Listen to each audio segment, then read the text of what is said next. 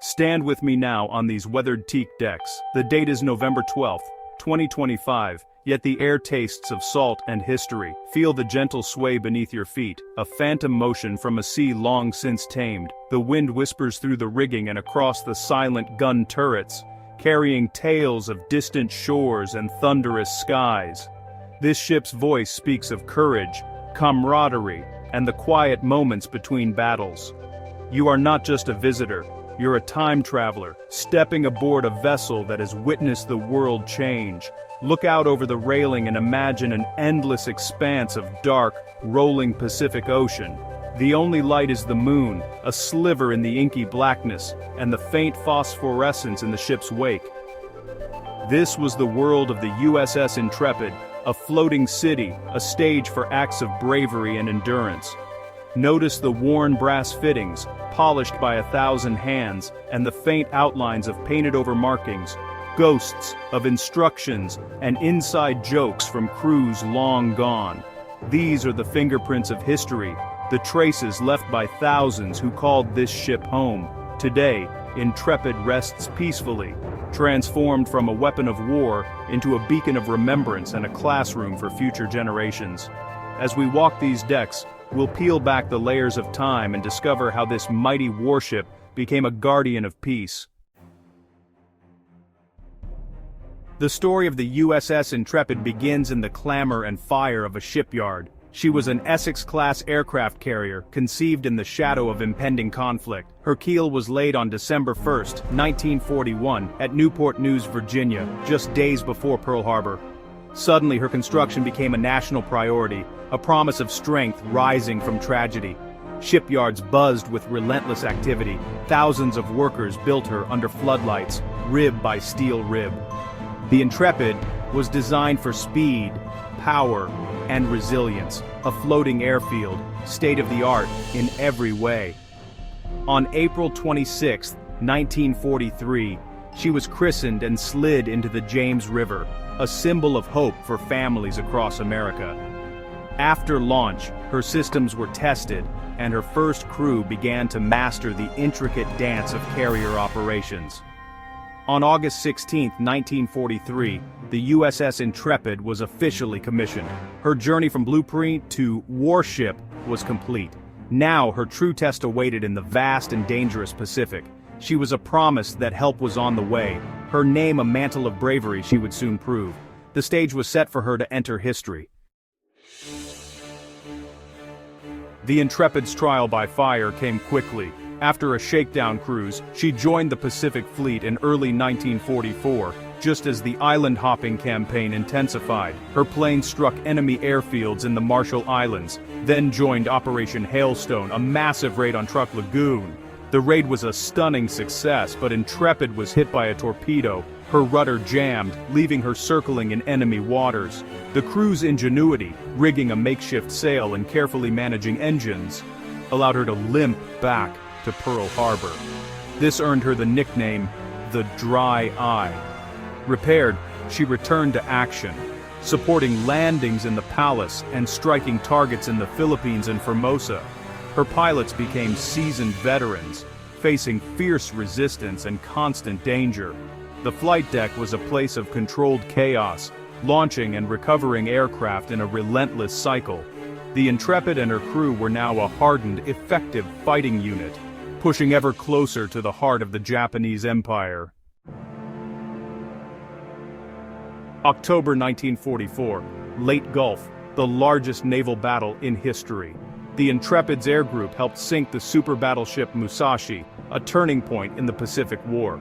But the Japanese unleashed a new terror: kamikaze attacks. On October 29, a kamikaze struck Intrepid, killing 10 and wounding 6. Damage control teams raced to contain the fires, their training and courage preventing disaster. More attacks followed. On November 25, 2 kamikazes hit within minutes, killing 69. Despite devastation, the crew fought back, extinguishing fires, tending the wounded, and keeping the ship afloat. The Intrepid was grievously wounded, but her spirit and that of her crew remained unbroken. These months tested every man aboard, forging a legacy of resilience. The ship's ability to survive and return to battle became legendary. The Intrepid's story was now one of sacrifice, endurance, and unyielding resolve. She would not be sunk. Life aboard Intrepid was a world unto itself, a city of over 3,000 men. Work was constant and dangerous, from the sweltering engine rooms to the high-stakes flight deck. Camaraderie was forged in hardship. Men from all backgrounds became a single unit, relying on each other for survival. Inside jokes, cherished traditions, and shared routines brought moments of normalcy. The ship was home, and the crew a family. Even a stray dog, Salty, became a beloved mascot, a reminder of life back home.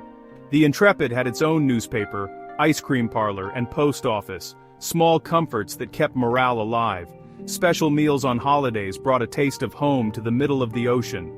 The daily routine, shared meals, and collective experiences transformed individuals into the soul of the USS Intrepid. It was the human element that gave the steel vessel its true character. After surviving kamikaze attacks and repairs, Intrepid returned to the Pacific in spring 1945, fighting at Okinawa. She endured more attacks, but her crew kept her in the fight until the war's end. With victory, Intrepid returned home a hero, but soon faced decommissioning. The jet age and Cold War brought her back, modernized, recommissioned, and serving in the Atlantic and Mediterranean.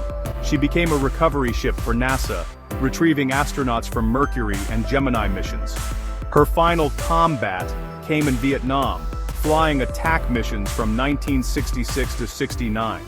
By the early 70s, newer carriers replaced her, and in 1974, Intrepid was decommissioned for the last time.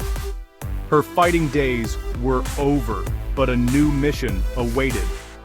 She had spanned 3 major conflicts and the dawn of space exploration. The ship's legacy was far from finished. She was about to become a monument to history. Her story was entering a new chapter. Awaiting her fate in a Philadelphia naval yard, a group led by Zachary Fisher saw a future for Intrepid as a museum. Against the odds, they raised funds and navigated political hurdles to save her. In 1982, Intrepid opened as the Intrepid Sea, Air and Space Museum in New York City. Her decks, once launching warplanes, now welcome visitors and school children. The hangar bay houses exhibits telling stories of sea, air, and space. The ship is now a vessel of education and inspiration, a beloved New York landmark. Visitors walk the flight deck, explore living quarters, and stand on the bridge. The museum honors not just technology and battles, but the human stories of courage and sacrifice. Today, Intrepid is home to aircraft, a Concorde, and the Space Shuttle Enterprise. She inspires students in science and engineering, and stands as a symbol of peace and remembrance. From weapon of war to monument, Intrepid's decks are now a platform for understanding.